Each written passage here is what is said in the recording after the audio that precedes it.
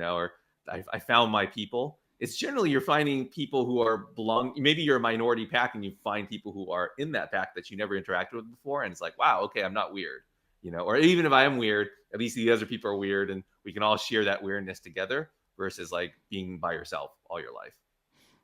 I really like how you separated like the categories and the animals. There's no like worm in there. You're not, like or you're like a shaman. You're not like I don't know, like it doesn't matter. But what I mean is like you're not putting anyone down. Like everyone should be celebrated regardless of their own characteristics. Yeah, yeah. So, Eric, I want to ask you how all of this came about. Where the interest on developing all of those personality types and names and categories came from. I was younger, when I was probably in high school, so that's not that young, but yeah, youngish, adolescence, right? And I was one of those minority types where Oh. I had a value system that didn't necessarily fit what I was being taught, like in school, which is fine. I understand it now, but back then, it makes you feel like crap, right? And you're like, wow, what's wrong with me? And so I got really into reading lots of books on personality that go over like introversion, extroversion, different personality types. Myers Briggs is a big one, and I studied all of that, and I started my education company that I ran for about a decade. And through that education company, we worked with about 1,000 students and parents a year.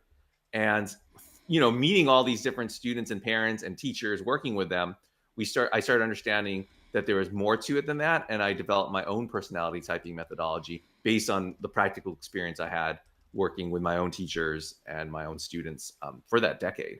And I developed it, and I started a website on it. There's a website that you can go to that you can take a test to find out what animal you are. And then I decided to write a book on it, because at the end of the day, I'm always like, online tests are online tests, right? They're all cookie cutter.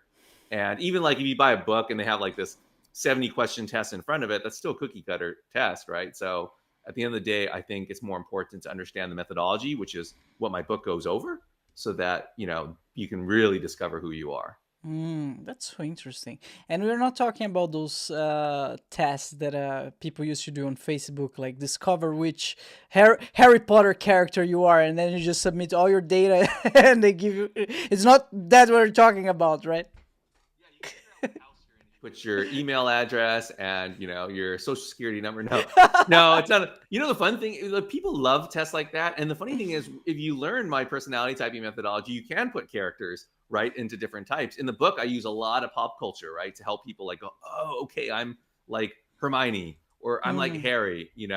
At the end of the day, people are always going to want to be the main character. And I'm always like, no, let's just identify with who you identify within the world. I use Game of Thrones a lot. Like on the website, there's a Game of Thrones test you can take, which is pretty much a modified version of the personality assessment. And it'll put you into a specific Game of Thrones character, but based on an overarching methodology, not just like, oh, because this person talks a lot and you talk a lot, okay, you must be Oberyn Martell. Like, it's not going to be like that. It's a little bit more specific. Wow, that's so interesting. That's awesome. And you can like curate or make different, how to say, skins of this test with everything, like The Simpsons and like anything you want, like game characters. And this makes everything so much more appealing. Imagine if I discovered that I'm Super Mario for some reason. That's amazing. So Eric, I need to ask you, like, so you can do that. People can do that nowadays, and it's extremely interesting. But why? How useful is this information? I mean, the first thing that people always ask me. So I've done talks like at different companies to like kind of increase like morale, right, and productivity. But the first question people always ask is like, who should I hook up with now? Right? I'm not with anyone. Who should I? Right? That's like the first thing, right? Like they're like, oh, what's the animal type that I'm best with? And that is one way. I always say like, there's no perfect match, but you'll have consistency on how you get along and how you won't get along based on what animals you are. And certain animal types are going to be able to communicate better with each other, but that's not always the most important thing in a relationship, I guess. Depending on if that's what you're looking for, then definitely don't match up with an animal that doesn't communicate well with you. But at the end of the day, I'm always just like, if you can accept that there's going to be conflict in this realm and you're okay with that, then I'm all good. But that's just one of the ways that it can be helpful for people. It's just understanding, oh, not trying to change the person you're with, but just understanding this is their weakness But oftentimes the reason why you like them is often based on that weakness, right? For every person, you can't, if someone is attracted to someone who's really flexible and spontaneous and exciting, you can't really get mad at that person for also being a slightly flaky, slightly irresponsible, maybe not necessarily having their life totally structured out, because of course that's why you fell in love with them in the first place, was that spontaneity,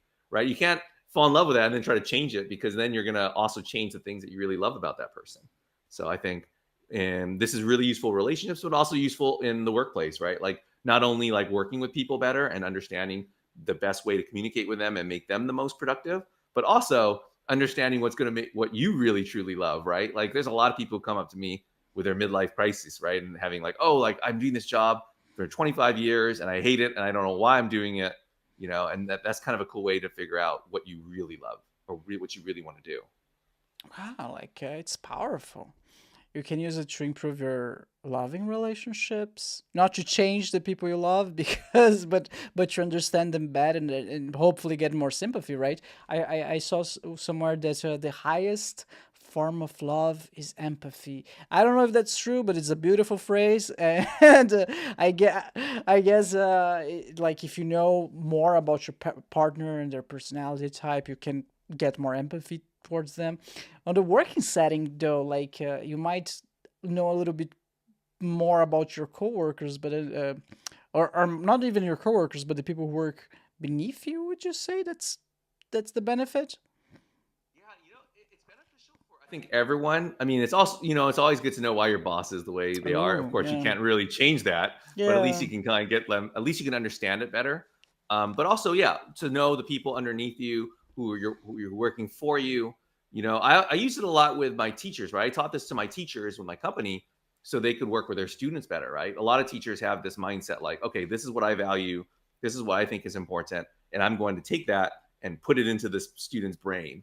And I'm always like, well, that's not really the best approach, right? Because they might be different than you and they might have a different access point to this Mm. information. And really, if I always told teachers, if you're teaching a student everything then you're limiting them, right? Because, let's face it, like time is such a powerful thing where generations from now, people will know way more than we do now, right? Like their kids have access to so much more information than I ever did when I was a kid due to the internet and technology. So I think in general, I would try to teach teachers like figure out what your student is and the best that way you can like connect with them best versus trying to take your mindset and putting it into them. And I think that works for the workforce as well. Wow, that's so interesting. So teaching them everything that you know is limiting for them. I remember when I was school a long, long time ago, I was in science class and the teacher was saying that the universe was born out of the Big Bang and that's how it started. It was everything was compressed into this very small particle and then bam, everything exploded.